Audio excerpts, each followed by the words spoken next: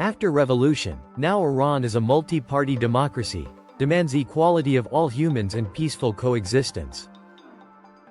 Netanyahu is forcing Trump and Rubio to dismantle International Court of Justice and impose rule of jungle. A democratic Iran is a strong and uncompromising defender of the international rule of law.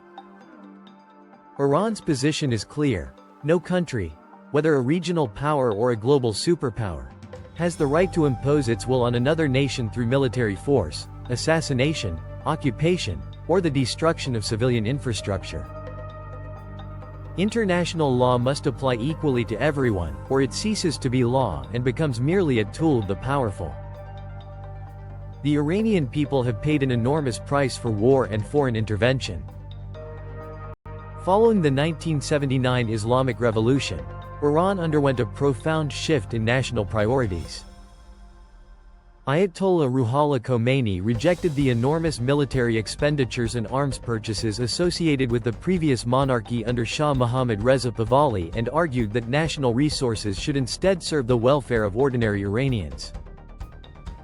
Essential services such as electricity, water, and gasoline were heavily subsidized, reflecting the belief that the resources of the country should ultimately benefit its people. Khomeini also questioned the logic of unnecessary militarism, expressing the view that if Iran had no intention of attacking another country, there was no rational justification for others to attack Iran. The underlying principle is straightforward: peaceful nations should not be punished simply because they are independent and refuse to submit to the political demands of stronger powers. Iran's own history demonstrates why this principle matters. When Saddam Hussein's Iraq launched its surprise invasion of Iran in 1980, Iran did not choose to respond by abandoning the international system. It repeatedly appealed to the United Nations, raising the killing and mistreatment of prisoners of war, attacks against civilian population centers, and Iraq's extensive use of chemical weapons. Iran's experience showed that international law is meaningless unless the international community is willing to enforce it against aggressors. Iran also appealed to the United Nations following the 1988 destruction of Iran Air Flight 655 by the United States, when 290 civilians lost their lives. Iran formally brought the matter before the UN Security Council. The incident remains one of the clearest examples of why the protection of civilian life cannot depend on which country's military is responsible. Iran has continued to invoke international law when its sovereignty has been violated.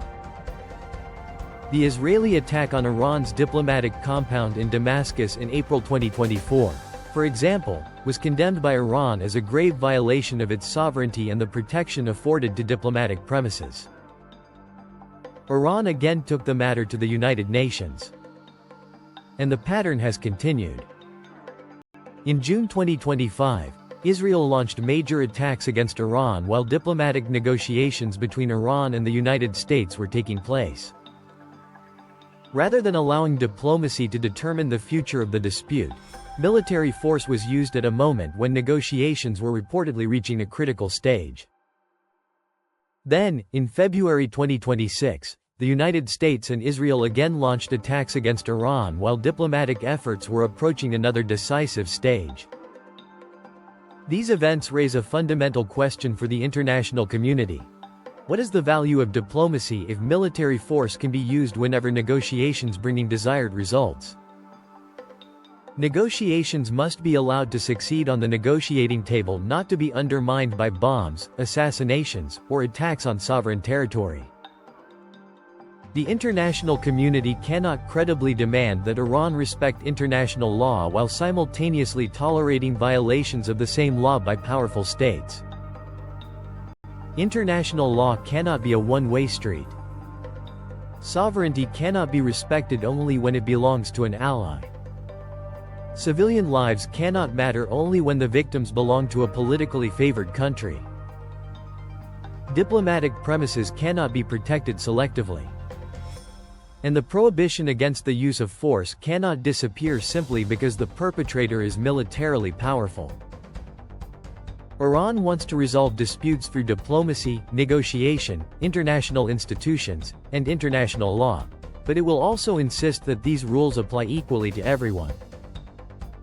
Iran supports the United Nations not because the UN is perfect, but because without a rules-based international system, the alternative is a world where military power determines who is right.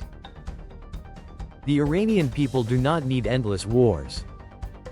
They need security, economic development, dignity, and the freedom to determine their own future. A democratic Iran stands for peace without submission, diplomacy without coercion, sovereignty without aggression, and international law without double standards. The principle should be simple: no nation should be above international law, and no nation should be beneath its protection.